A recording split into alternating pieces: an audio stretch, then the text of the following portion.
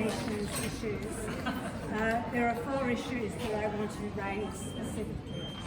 The first is the shameful, absolutely shameful situation of deaths in custody. The Royal Commission happened 30 years ago, and we are almost up to 500 people that have died in custody since the Royal Commission. Aboriginal and Torres Strait Islander people and families are absolutely furious, distressed and upset about this. I can't quite describe the level of that distress. When a person goes into custody, you don't expect them to die. But what the expectation now in our communities is that is a real possibility. The fact that the incarceration rate of First Nations people, both in adult prison as well as juvenile justice, has exploded in this country is an indictment on everyone. An indictment that those 312 or so recommendations from deaths in custody have not been implemented. 2 weeks ago, if it hadn't been for budget estimates in the New South Wales Parliament, we would still be none the wiser about 2 deaths in New South Wales. One of those deaths was a woman who was able to hang herself because the hanging point was still present in the jails. And that was one of the major recommendations out of the Royal Commission. Last Friday in estimates, we saw the absolutely outrageous situation where no federal government entity could actually say who was responsible for collating and producing the numbers and who's died in custody. The second point I want to make is that what has been just extraordinary for First Nations people within the party, but also for the Labor Party, unlike the government, who is completely divided and at sea with this, there is absolutely rock solid support for the implementation of all the elements of the Uluru Statement. A constitutionally enshrined voice to the Parliament, the establishment of a Makarrata Commission that would oversee truth-telling, a national process of truth-telling, as well as treaty and agreement-making.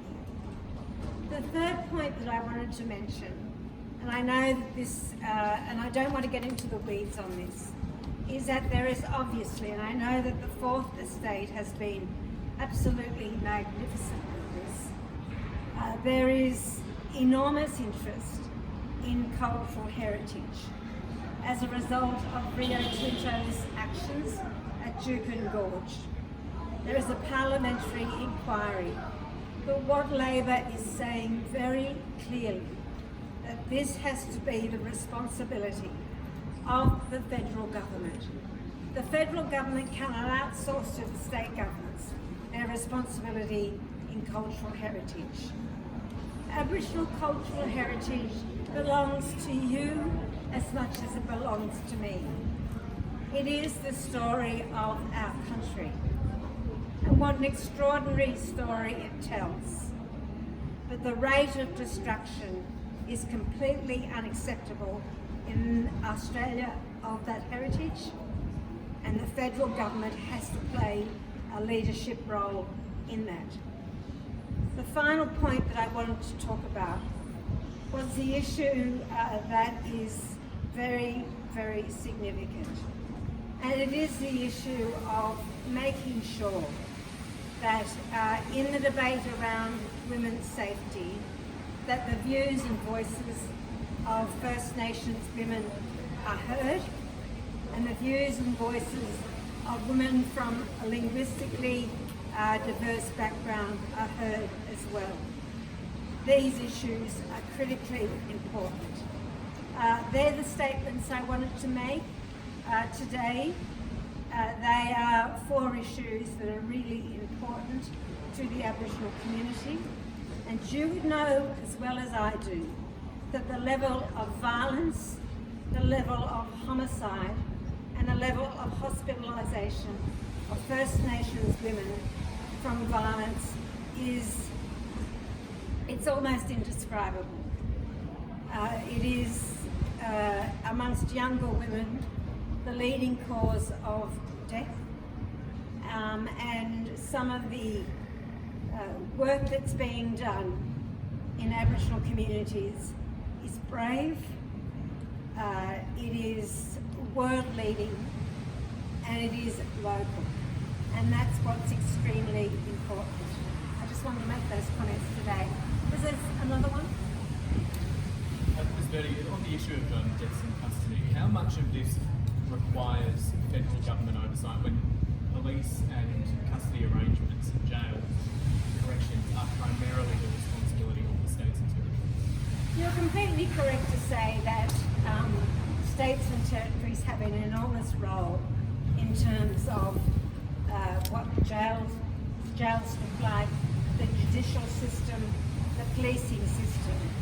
But there has to be a coordinating leadership role from the federal government on what is a national disgrace, an absolute national disgrace.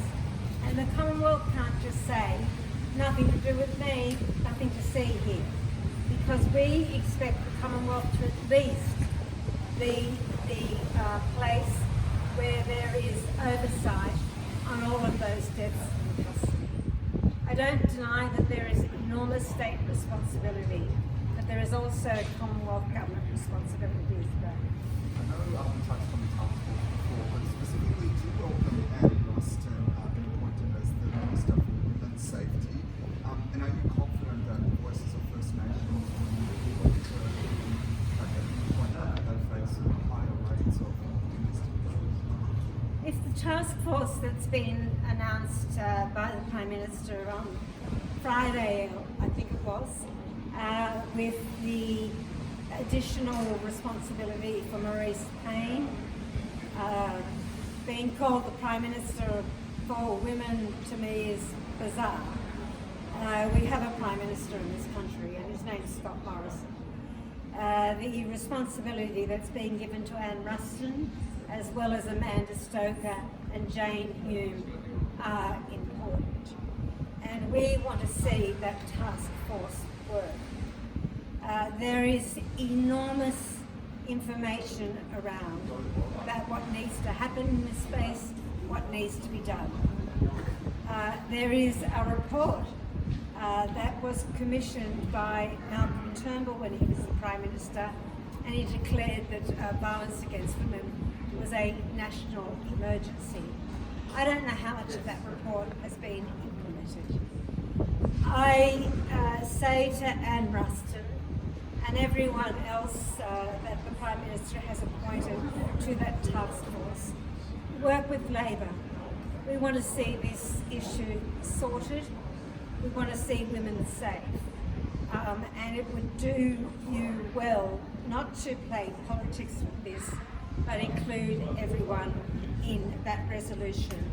And specifically, the issue has to canvass the views of First Nations women and how you deal with violence. They may not be the same as what Anne Ruston or Maurice Payne or Amanda Stoker or Miss Hume thinks. They may be quite different, and those voices are really important if we're going to have a comprehensive response. Thanks everyone.